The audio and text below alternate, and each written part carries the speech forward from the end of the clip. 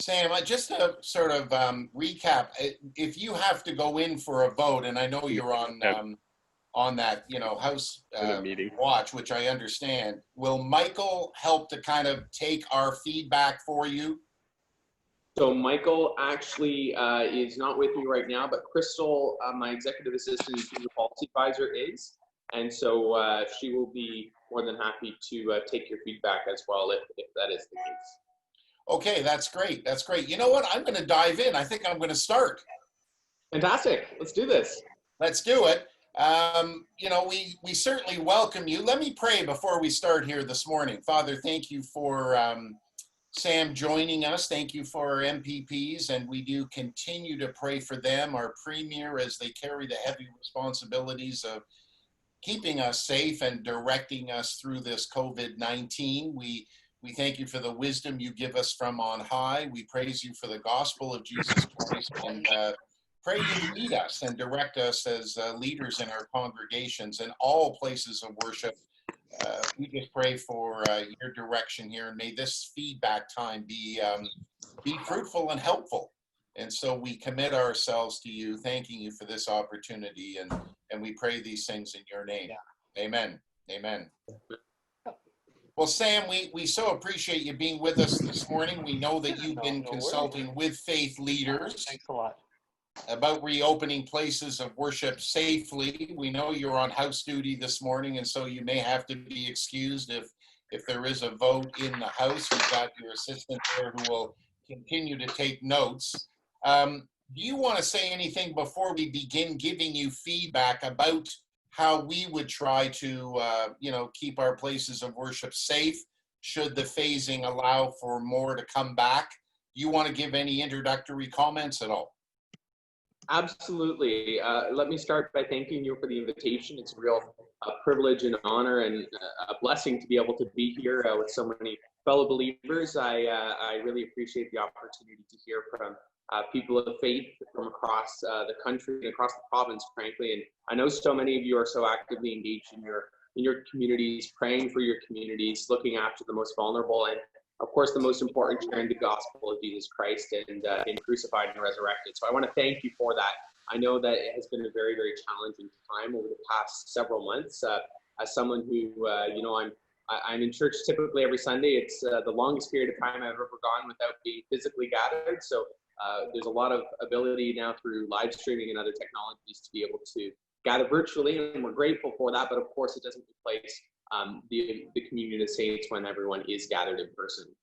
I think today what I want to really hear from you, first of all, is the most important aspect, I think, from a public policy perspective is around health promotion and specifically disease prevention. So you don't need to tell me, although I appreciate all the value that you as organizations bring to our society, all the important work that you do from day to day, all the mental health, spiritual, psychological supports that you bring in our communities.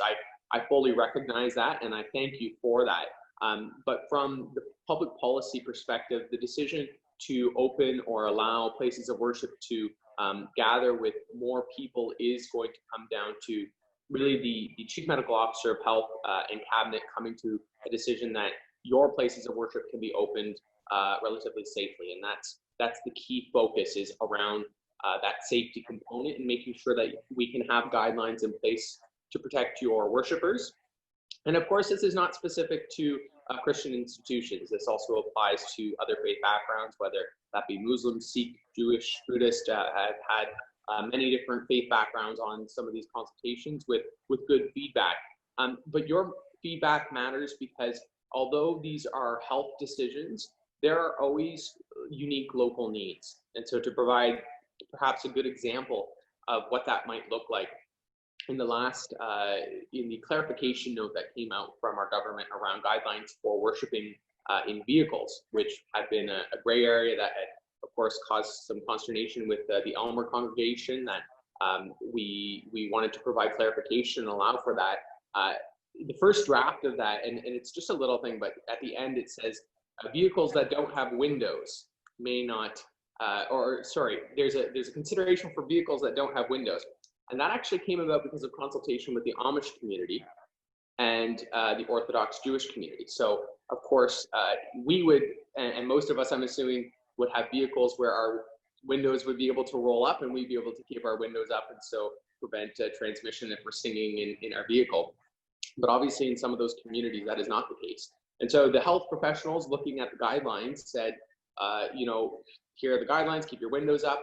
But that feedback from the Amish community and the Orthodox Jewish community said, well, that's discriminatory. We're not able to do that.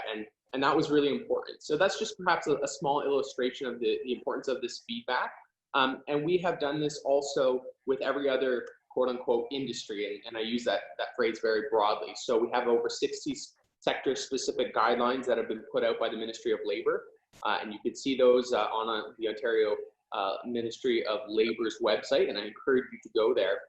We also have a consultation at ontario.ca/reopen. And so we've heard from many, many different groups at that consultation. I encourage you all to go to that webpage, ontario.ca/reopen, and provide your feedback about guidelines that should be in place.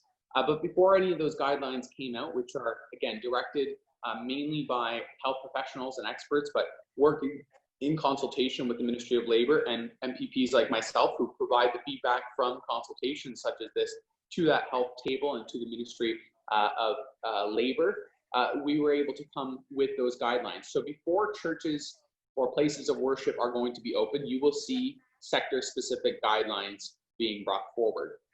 Now, a couple of the ones that might be of interest to you now, just kind of look ahead, is specific to performances. And the reason being, of course, that there is singing.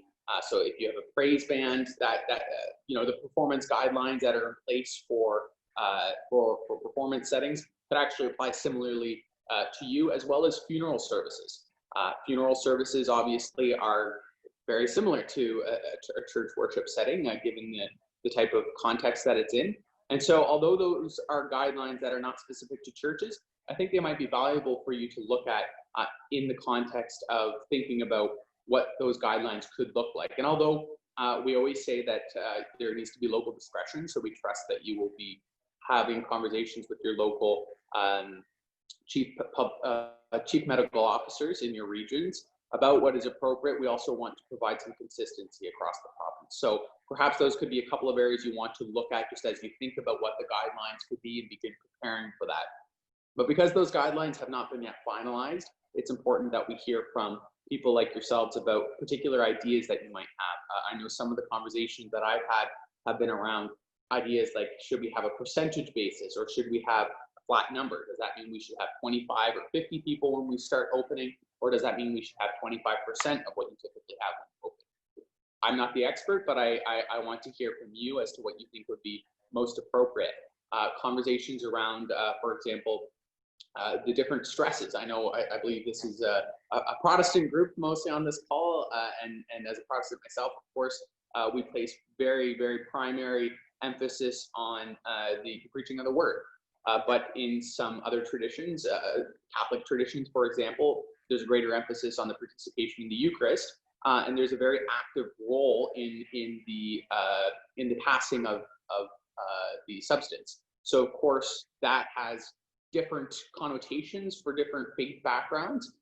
Thinking about, for example, the Jewish religion, you need to have 10 people in order to be able to pray. The Riyad, I believe it's called. It's a traditional prayer, but you can't be outdoors. You're not allowed to take the Torah outdoors. So if we had different rules for what outdoors looks like, how does that impact other faith communities? And the reason I say this is to really get your feedback. And so I'm going to stop talking now. I'm sorry if I've taken up too much time, but I really do appreciate this chance for feedback. And I'm going to be doing a lot of listening.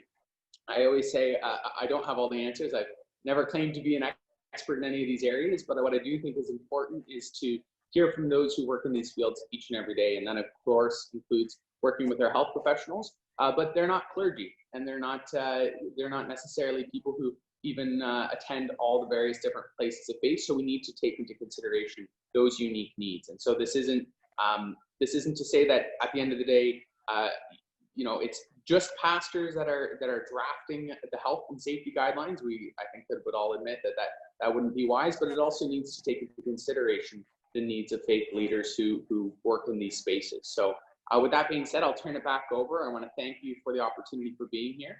it really is a pleasure, and I hope to let you know that we will have good news coming very shortly from all indicators, and I can't give you specifics on that, but I do look forward to hopefully having good news, and your work here today will help inform that. Sam, that is very good. Just logistically speaking, as we kind of get the feedback, Tom Haines, our church planning director, is hosting, for us here this morning as our Zoom host. So Tom, I'm gonna let you acknowledge the ones who have some feedback for us and for Sam, and then you do that. We do have a question, Sam, from Al Ritberg. You mentioned funerals and church services. What about weddings? So weddings, you will see the restrictions lifting on weddings similar to the same time that you're going to see restrictions lifting around other places of worship or around those gatherings. So I know that's been one. I have actually had 6 friends. I thought it was 4, but it's actually 6 friends who have had to move their weddings or change what they were planning on doing this spring. So definitely something at my stage of life that is very pertinent. I just got married last June, and so I'm very glad I did last July, not this year. But that is something that we're getting a lot of feedback on. But again, those decisions are being made off of consideration for public health guidelines. But I think we'll see that lifting along other worship services. Okay, good. Tom, do you see people then ready with feedback? Acknowledge them, and we'll take them one at a time. Yeah. I'm trying to keep an eye on that. Guys, you are all muted, so you'll have to, when it is opportunity for you, you'll have to unmute and then speak. Bruce Jones, you have a question for us? He's asking, will there be a different timetable for Toronto as opposed to the rest of the province? Sorry, just plugging in a charger here. The iPad's gonna pass out. So yeah, the Premier has talked about this. And it is something that was not initially on the table, was looking at a regional consideration. I am in favor of regional considerations, and I think you will see that Toronto would not be on the same timeline, just given the fact that now this is very much a GTA-driven disease, unfortunately. I believe 85% or 86% of the cases are in the GTA from Halton, Peel, Durham, and Toronto proper, or Toronto. So that will, I believe, be a consideration that will have to be taken into effect. I know that there's a number of different areas that have been looked at, and it makes sense to me. I mean, a small church in Kenora is very different from a large church in Etobicoke, and I say that with love to anyone who's from Etobicoke. But of course, there's going to have to be consideration for that. For sure. Okay. Another question here. Related to the larger churches from Randy Roebuck, will the government consider that large churches can provide social distancing with greater numbers? And this, I think, relates to your comment about percentage as opposed to just the number of people in a room, because you have a large room. Will that be considered, do you think? Yeah, that's a really good question. Something I can't presuppose the final decision of either the health command table or cabinet around. So it's a very, very pertinent question, because I come from a reformed background. We have a very strict ward system. So you have about 20 families in a ward, and the argument I was hearing from my own congregation and others in the area from the reformed background were saying, well, we could just have a ward at a time, and then it would all. Well, a lot of churches don't operate with ward systems, right? And that's completely understandable. A lot of churches have very different types of governance structures, and so we have to be considerate of that. So I think that there will have to be some look, because I look at some of the churches again in the GTA with 4,000 people.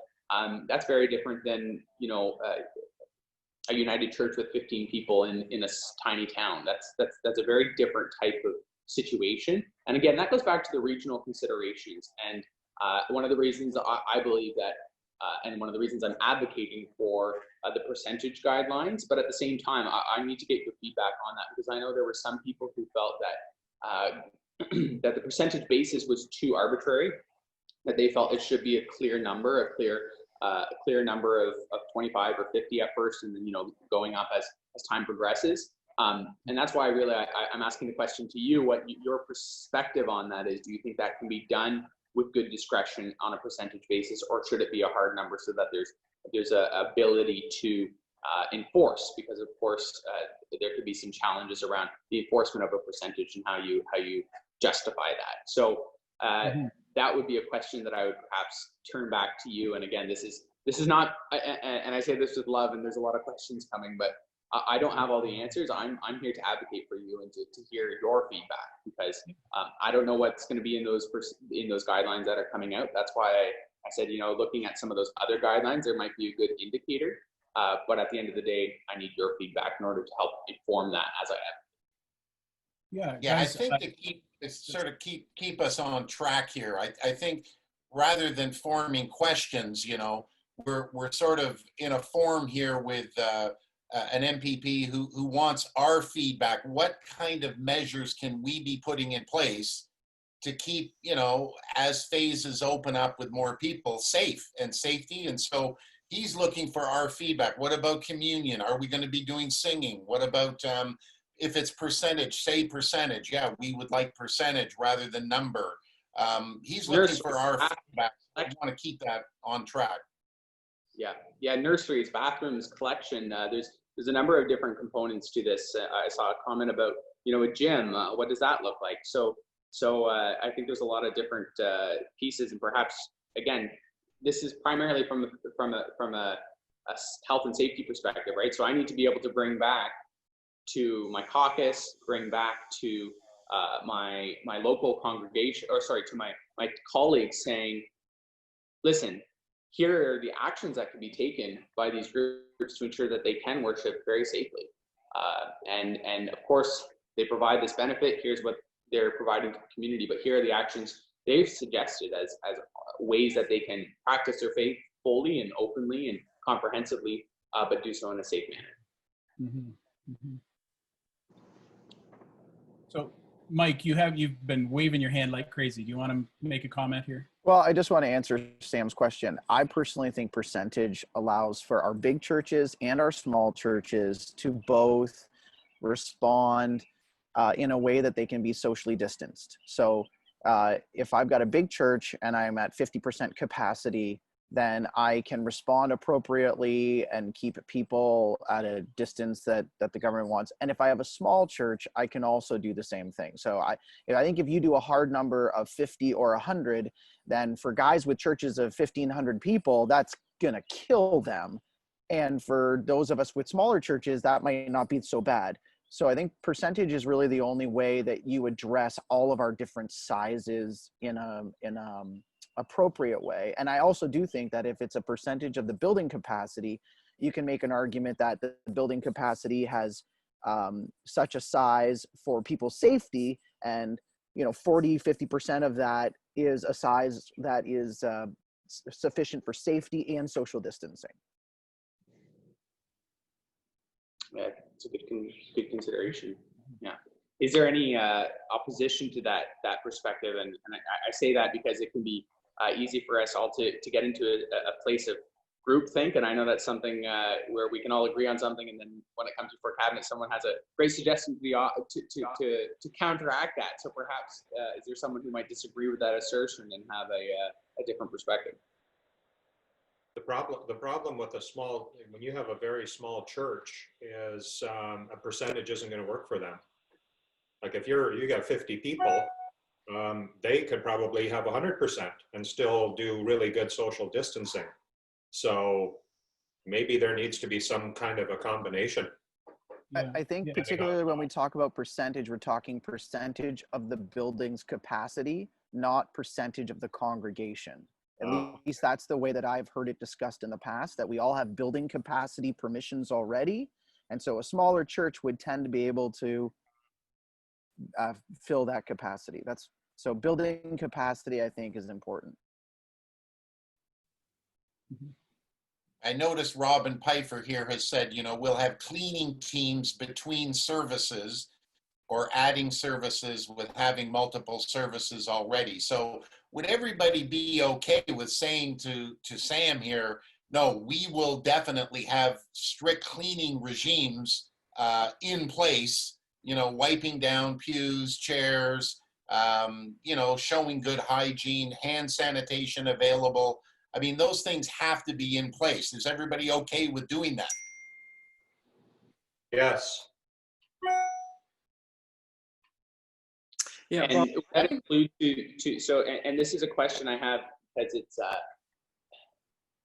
so from a missional perspective, right? So we're looking always as the church to be trying to bring people in to share the good news with them. And so the concept of fencing our places of worship is so counter our nature, I think is fair to say.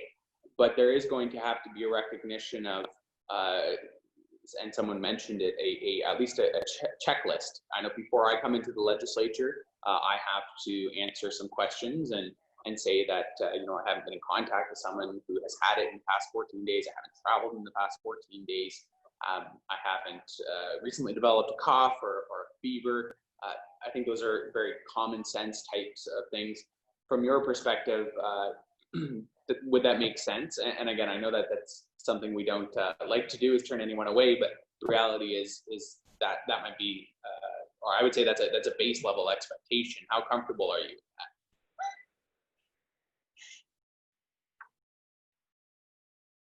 Sam, I think, I don't speak for the group, but I think that there's a real willingness to follow any reasonable rules. I think the danger I see is there's no guidance at all. There's guidance for many groups. If you own this kind of business, or if you have this kind of operation, the government has reached out and said, if you can do this, you're good.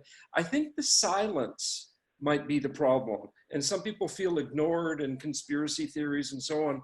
If we had a timeline to say, we don't know whether you're going to like the guidelines or not, but you're going to get them in this kind of time frame, I think silence here is the enemy more than is the number 50 or 60. Do you have in your own mind when the government will speak to this and give the churches kind of the ground rules? Yeah, no, I really do. But I'm not allowed to, I can't really speak to that. And I'm sorry, like there are definitely a lot of internal conversations and definitely have some idea, but those are variable too, right? Because if we see, and Lord willing we don't, but see a surge in spikes, then that changes when that time frame is. But I would say right now, be optimistic and ensure that you're planning still for sort of a spring opening, but I can't really say too much about that, and I apologize. But again, I can't answer all your questions. I want to get your feedback and bring that to those who are making those decisions. Well, I would prefer to hear a date, but I'm encouraged that you think you know a timeline. Like, that's encouraging, and that's a reasonable answer. So thank you. Yeah. Did we give some? Go ahead, Jack. Yeah. Well, just a couple things. One is I agree with the idea of the percentage. I think that's a great idea. But for smaller churches, I'm not convinced still that it wouldn't be better to say a percentage unless you're less than 50, let's say, or something like that. Because I know, like, we've got a church where if you went by percentage of what they could technically house in their building, they probably could only have about 3 or 4 people show up on a Sunday morning because the building is so tiny. And I think it's big enough that they can still keep their room. Anyways, I'm just thinking a combination would be good. And has there been any thought given to the idea of family clusters? Like, we're a church with lots of families. If we said, you know what, and we've got chairs, not pews, so we set up 6 chairs or 8 chairs for one family in this part of the auditorium, and we set up another 6 chairs for another family, because we got lots of big families in our congregation, but we keep them 6 feet apart. Has there been any thought given to any of that? So, so first of all, I think that's a very valid point that you raise. If you had a very small church, I think you should still be able to have, a number that's reasonable. So thank you for raising that. That's a very valid point. Secondly, I always recognize a good Frisian last name when I see one. So nice to meet you. Thirdly, so again, I'm not going to speak too much to that question other than what the Premier has said publicly, and he wants to be able to expand that. And frankly, we thought we were going to be able to by this point, but because of the surge post Mother's Day, that led to some changes. And so we haven't seen that rolled out as expeditiously as I would like. But that is something the Premier has spoken about, wanting to get there as soon as possible, and recognizing that it's very challenging for many people when you can't have those family bubbles. So it's a good point. Can we go to, we're getting some feedback here, which is great on the chat line. Just Sarah's kind of chiming in about children and children's programs and children's ministries. Any suggestions to Sam about what we would do or not do with the children? I'm getting a feel if it's the next phasing is allowing up to 50, I'm hearing most are not going to be having children's programs, but will allow families to sit together with their children kind of as a, if it's a next phase up to 50 kind of thing. Beyond that, there may be an opening depending on the ministry, what they're allowing for children to do. I mean, we'd certainly be in compliance, Sam, with that, but that's my general feeling that, there wouldn't be operating children's ministries, sort of worship services for children. Any feedback to Sam about that? Am I wrong on that? Or what do you think about children's ministry?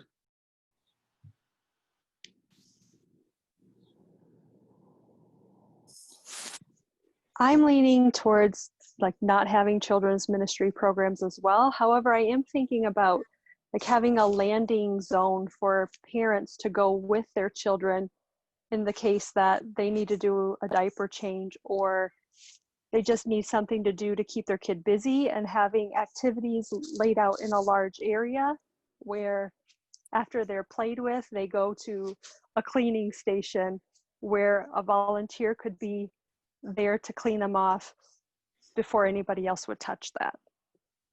I don't know if that's allowed or not. That's a good. Well, the guidelines haven't come out yet, so there's nothing allowed or not allowed. So that's why that's good feedback. Thank you. Yeah, good feedback, Elicia. Thank you. Anybody else on children's ministry? What we could do, to maintain safety? At this point, we are thinking of operating with full family worship, which we are at home anyway. But if the time comes when we can start to gather again in perhaps 2 larger rooms in our church, which are flat floor, we could always bring in tables and chairs and have families gather around one table and some kids' activity packets at the table for the kids to keep them kind of energized. That's what we're thinking so far, grouping the families together in the larger rooms around tables. Excellent.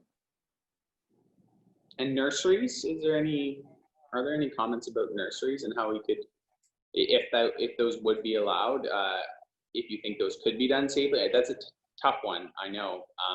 And so I'd just love to get your feedback. If you say, no, we don't really think that would be possible at the stage, that's good for me to be able to bring back. If you think, yes, here is how we could do that safely, perhaps someone could speak to that. I think for nurseries, it depends on size. So we're a really small church. We only have about 3 babies. So we have a large space for our babies and for our workers. The other thing to think about is also every property is different. So we have 3 acres of land of grass. We have a bigger plot of grass than we do parking. So we literally have a park behind our church in a sense. So we could actually gather in many ways what people are already doing right now at parks. They're keeping their social distancing, and they're having their picnics with their family. So I think size matters when it comes to nursery. How many kids does a church have? What's the size of their nursery space? I think that will all play a role in this as well.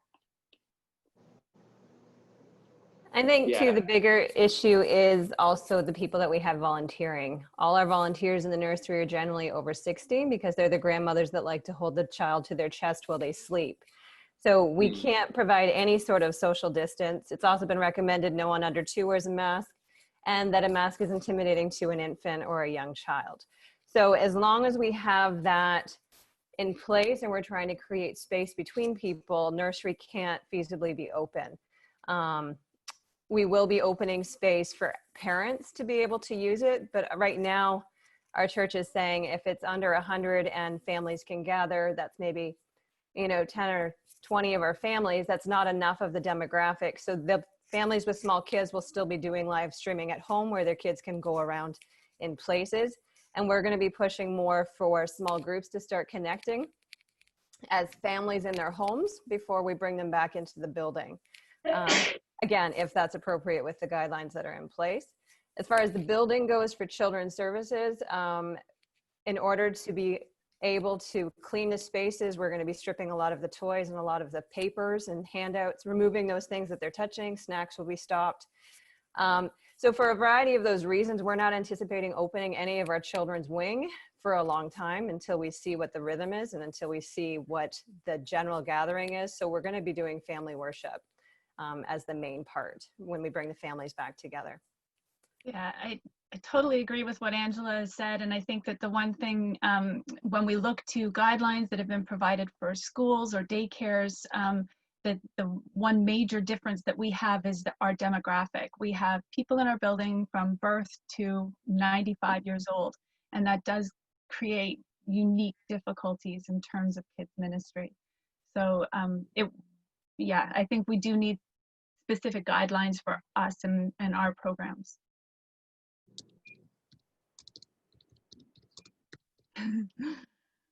Sorry, I'm just writing notes right now. So I'm listening. I'm just making sure that I'm catching it. Sam, I think it's a really valid point there, Sarah, that you raised, and that's one of the challenges that we're trying to make sure we deal with in these guidelines. Right? Sam, I think Angela brought up a good point about meeting in homes. I've seen a bunch in the chat about it would be helpful to us if we were allowed groups of 15 to 25 people in homes. I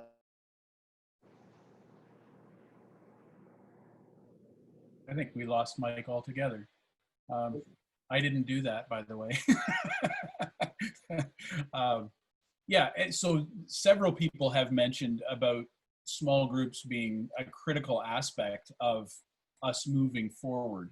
If we can't meet in larger group contexts, what does it look like for us to meet? Do you guys have suggestions as far as, for Sam, as far as what small groups could look like in the home context as we increase from gatherings of 5 to more? Do you have suggestions for Sam on that? Because that is, I think it's a critical piece for all of us.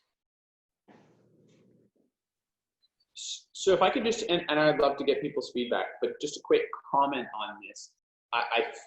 I'm quite certain, and I'm going to couch my language here, but I'm quite certain that as things, as churches are reopened in the next stage, you will see larger social gatherings allowed as well. And so, although I understand the importance of small groups and Bible studies and everything else in the church context or in place of worship context, I don't think it's unique to churches. I think that there are gatherings they're going to be allowed social gatherings in other contexts as well. So not to say that I don't want to hear your feedback on that. I do, but I think that there will be pretty clear guidelines and also expectation of just common sense in those types of interactions. Don't share your water bottle. But I'm happy to still get your feedback. I just don't know if that recommendation will necessarily come directly under the places of worship guidelines. Okay. No, that makes sense. Makes sense. Could we give Sam some feedback on communion? I mean, how will we be, we celebrate communion and that's a great opportunity as we come back together.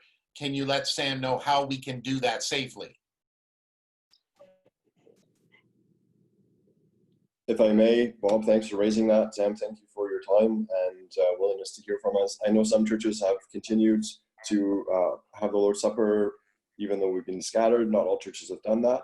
And so we have ordered the pre-packaged from the bread and cup so that people could pick that up on their own and it's not touched. And it would be really great for that consideration to be made because, as I said, some of us have gone without the Lord's Supper now for several months. And knowing that you can pick up food, takeout, food trucks, go through Tim Hortons, and there be exchange of things to eat and drink, that needs to be a vital consideration for churches once the meetings start happening again. That's helpful. Any others? Yeah, that's good. Yeah, I think we're along the same lines. We'll do single serve. Some other suggestions, I think, as Sam is looking for feedback, it's really what are the health considerations? So, you know, offering for those who still pass an offering plate, I think I'd be fine with saying we'll have boxes on the wall and they're dropped in there and passed around, simple things like that. In all of your pews or chairs, we'll remove all the hymn books, all the Bibles, all the cards, you know, these standard kind of things. Screening, as we have at all these different places, you know, just very straightforward screening procedure. Somebody else has mentioned attendance. I think I would be happy taking attendance, as this is what the health people are going to be looking for. How can we trace what's happening, especially if we're going with a percentage, and percentages are large, or some of the churches are large, so we might have to take attendance at places. And so those are just some very kind of simple things that we would be willing to implement. You know, maybe even, I don't know, if you start designating places within the church where different people sit, as in seniors or those who are a little bit older, if you have a very large sanctuary. So yeah, some simple things that we're going to try to do. That's very good. Any others on that?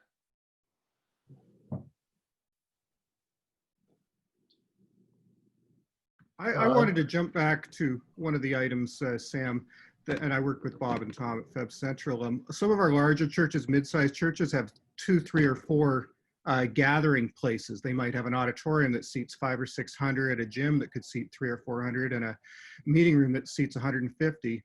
And one of the considerations I'd like to suggest is that they be allowed different reasonable accommodations for that, because they could have more than just a percentage of their worship space, and they could be very safe in doing that. And a few of them mentioned that on the comments, and I wanted to make sure that got caught by you. And the second one, and I saw someone comment on it as well, is I think one of the things we've all felt is that we've just not been commented on publicly. You know, we felt that the beer store or Winners or Sport Check is much more important than our places of worship, and are opening quicker. And we feel that, and we've tried very hard to be respectful and do all the guidelines and try and keep our people focused on the team effort of our province. And it hurts in a sense that we feel like we're relegated to 3rd or 4th tier, it feels, in that when announcements are made, we're not mentioned. So a real help would be simply that places of worship be included in the list of things and not treated as if they're somewhere way, way down the list. I know we would appreciate that too. Yeah, thank you. So there's a couple things, but if I can just comment and interact with that concept. So that's been something that has come up a great deal, actually, and it's unfortunate because I know the Premier does acknowledge and is very grateful for the work of faith communities and has spoken about that a number of times. Sometimes I think it's not necessarily what gets picked up on, and I do recognize also that there's a little bit of I'm not going to say internal, but there's a little bit of a governmental reticence around places of worship because governments don't generally understand them that well, and because there's so many different places of worship, right? And so that's one of the challenges that we face, and this is not to make an excuse for it. I agree with you. We should be talking about the value that they bring. I know someone who has spoken a great deal, of course, is the Minister of Mental Health and Addictions, and he's spoken about it from a mental health perspective. And actually, as community centers, you know, we're seeing so many churches be involved with food banks.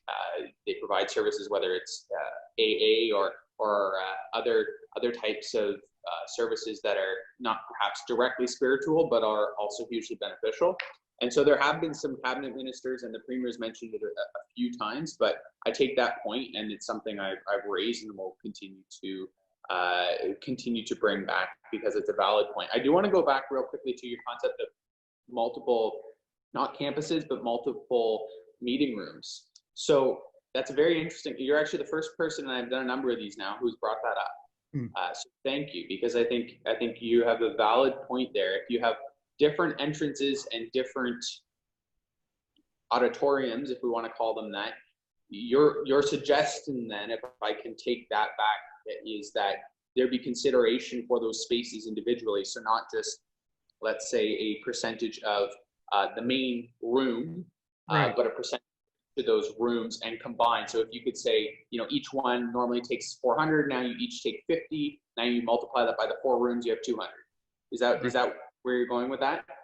Yes, something along that line. And we would have numerous churches who would be in that boat. That's fairly common in our churches.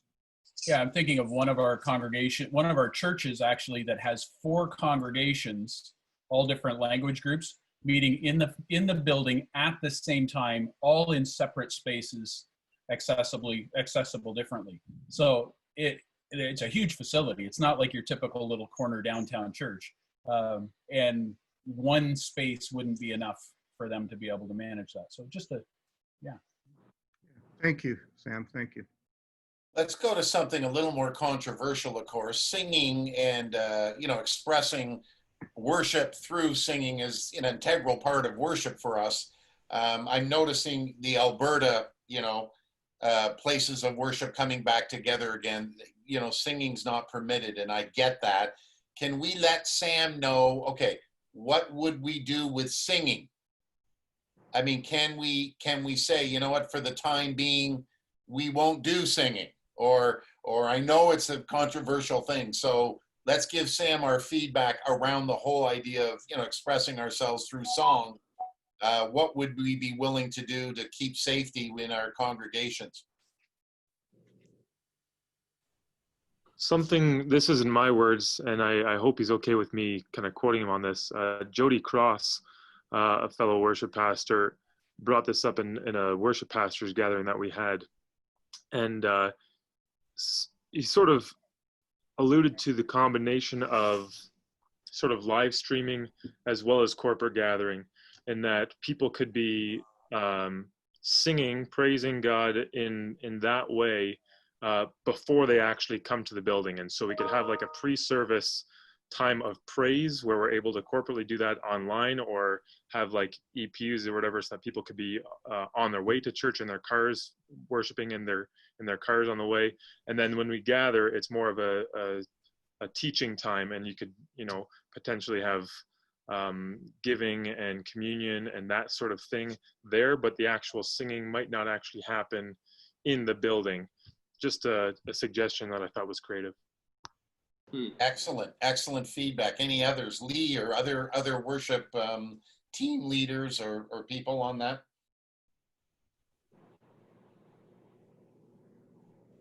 I'd just like to say there are not a ton of things that the Bible specifically commands us to do in worship. There are a few. And I think being able to highlight those things as much as possible and give clear guidance on those. So that would include sacraments, baptism, Lord's Supper especially, how we can just clear guidance on how we can do that, whether that's ordering in the elements that are already sealed or creating our own sealed elements with maybe 2 cups, one with bread in it, one with wine in it. We seal it up and hand it to people. But then also clear guidance on singing. The ideal, of course, would be all of us singing. And I know our friend Sam is from a denomination that values that very highly and does it very well. So I know it's very precious to him. Second best would be maybe having some people being able to be sung to, even if we cannot all participate. So have a worship team that sings and we can listen.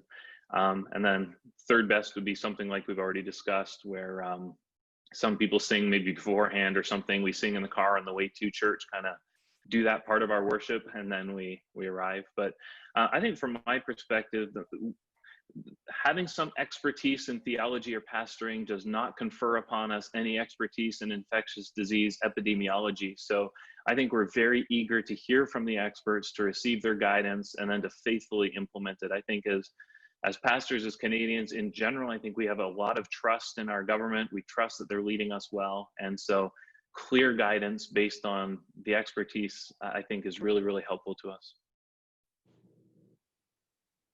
That's Yeah, good. I'm glad Thank you. to touch base on that, and I was almost wondering if we were going to start off with the discussion of the regulative principle there, Tim, right at the beginning of your comments.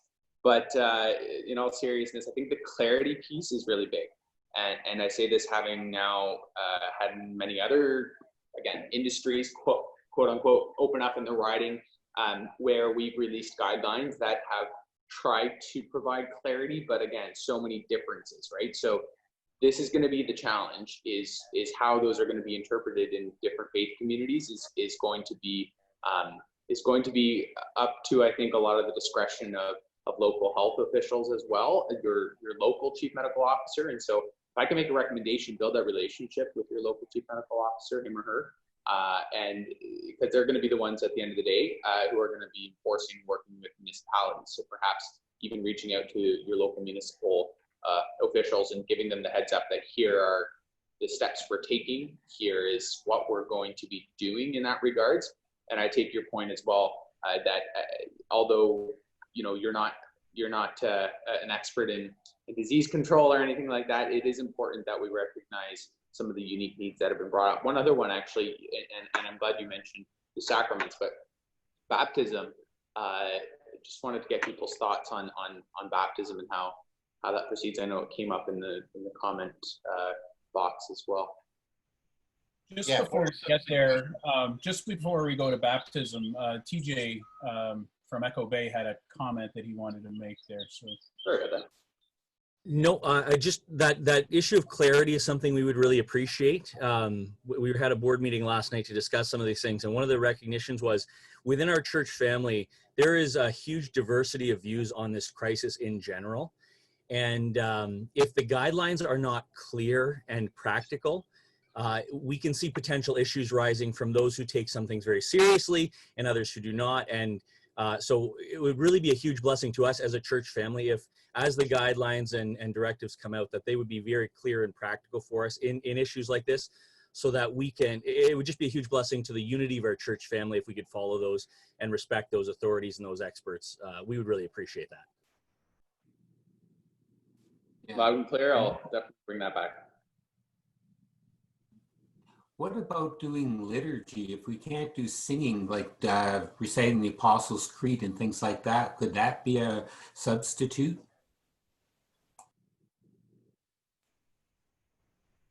Well, is that a suggestion, or is that it's a good suggestion, that we could go to more liturgical format rather than singing. I think the idea of singing is, you're into a viral infectious discussion there. I'm sensing that that maybe liturgy would be fine. You're making that a suggestion rather than singing. That's good.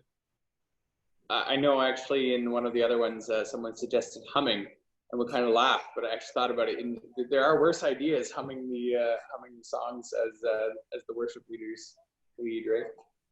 Let me shift now. Can we all agree, as we talk to Sam, there'll be no refreshments served. There'll be no coffee, no, are we okay with that? I mean, that's obviously a huge area of fellowship and connectedness for many of us, but in these opening phases, as it's looking, to stagger, are we able to say to Sam, no, we're good with that. We have no problem abiding by guidelines that say to us there be no refreshments and we won't serve any. Any feedback on that? Is that kind of a no-brainer? I'd like to be able to say that to him. Actually, if I might just jump in, yes, that's a no-brainer in my opinion. And we've also gone as far as to say that if anyone were to bring their Tim Hortons drink into a service, they have to take their garbage with them, so that there is a mechanism by which we will not even be dealing with other people's garbage. I'd just like to say, right now, I think Tim captured it well. We trust the government and we are anxious to obey. But as a previous speaker mentioned, the longer the silence goes on, the less room we have. So if you wait 6 months before you give us guidelines, whatever you say will look darker than it does right now. So right now, not having coffee is an easy fix. We can easily get most people to agree to that. But there are some people who are suspicious, and the longer the silence goes, the more difficult it will be to bring our congregations along to any guidelines. So for me, speed and practicality are more important than the actual details in some cases. Yeah, and I can definitely appreciate that, and I'll bring that feedback. I do want to perhaps challenge that a little bit, because I do think it has been mentioned. There are many, many different sectors that have been mentioned. Faith communities have been mentioned. Local MPPs have been holding consultations. Cabinet ministers have been holding consultations. There has been interaction, clarification on the drive-in portion. So I understand that. I guess I just would be cautious in saying that it's not cared about, but I can definitely tell you it's not going to be 6 months. Yeah, and I appreciate that. And I don't subscribe to these, but for example, when there are no specific guidelines, it's harder to explain why a Walmart can open with this many people and we can't, because you're dealing from silence. If you have a practical list of suggestions, it just strengthens our position to bring our congregations along. No, and I appreciate that. That's something, there's other organizations that have had that at that point too. Sam, you'd asked about baptism. I mean, I'm not sure for all guys, but I know for us, we've often done our baptisms outside in the river, water's flowing, and it's, definitely, I would say, a very secure and safe place to do it from the standpoint of infectious disease. Yeah, and I don't think that would actually even be considered within a house of worship at that point. So I think you could fall through the cracks, so to speak. Right. Sam, I'm for the idea of not having refreshments. I think what's confusing to me is it seems like we as churches are trying to be stricter than what's already happening in society, in the sense of, if we're saying no to coffee, well then why is it okay for Tim Hortons to have hundreds of drivers come through the drive-through and receive a coffee from a person? So I'm fine with not having refreshments. I just don't understand the logic of us saying that it's a greater risk in the church when we give coffee to someone or someone serves themselves coffee, compared to when people go to a fast food place, get McDonald's. So it just seems like we're not necessarily being consistent with what is already taking place in our society. Even when it comes to communion, what's the difference between a pastor giving a communion cup to a member or a person at a Tim Hortons or a Starbucks giving that person a coffee cup? So I don't have clarity on that, because it seems like we're trying to be more strict than even our own society. So thank you for that, and happy to take that back. I will say that, yeah, you start getting into a whole nother food service issue that you run into when you start to have all the public health guidelines around that. So you kind of end up putting, if you want to do that, then you're going to open yourself up just to a whole nother level of inspection and rigor and everything else. Right. So maybe, from a practical perspective, I would say perhaps don't look at yourself in comparison to, the LCBO or a Tim Hortons, perhaps. And I know this kind of comes across offensive, put yourself into a category of concerts and theaters.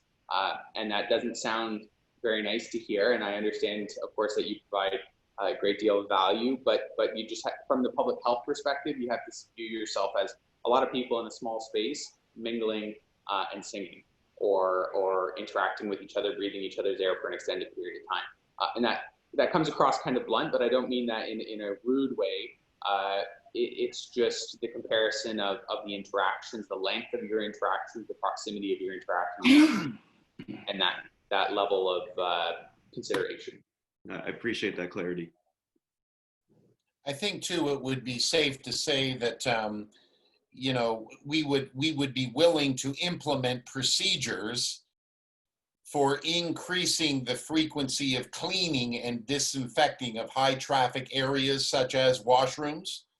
I think that's a no-brainer for us. We would certainly be willing to do that. I think, Sam, what we're getting is this, there is some angst, I think, for all of us as faith leaders and watching what's being able to open, and we're kind of put on the margins a little bit. But I think the greater message we want to give is we'll be in compliance. We'll be in compliance. We'll definitely be in compliance, but we'd like to have the opportunity to meet again, and we want to be safe. We certainly want to be safe. And so hopefully that bigger message, you're getting that from us, that we will do whatever the guidelines basically say. Some we may have frustrations with, but I think the bigger issue is we would like to get back to meeting again. And you know that. You're on our team. We get it. And we don't want to be here pounding you. We know you're one of our guys that's listening to us, and we appreciate it so much. But just that bigger idea, hey, we would like the opportunity to meet again, and we will definitely be in compliance with guidelines going forward. Thank you for that clarification. And I have to just, and I know we're ending soon, but I really think you've done a very good job of raising this with your local members. I'm not sure if all of you have, and if you haven't, please don't let this interaction substitute a call with your local member of provincial parliament, in government or in opposition. It doesn't really matter. Both of those are very important to make sure we have consensus. But within caucus, I have to say it has come up multiple times. And again, it's not, the hold is not from us as elected officials. It's really trying to work with the health team who has the public health concerns on that piece. So you have been very effective at, in a winsome and respectful way, communicating that message of the desire to gather again, and the fact that you see it as a joy, not as a burden.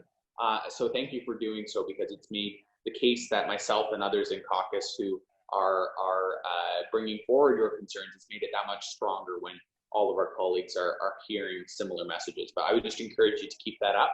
I do hope again that we will have very good news in the not too distant future. But I want to encourage you in that.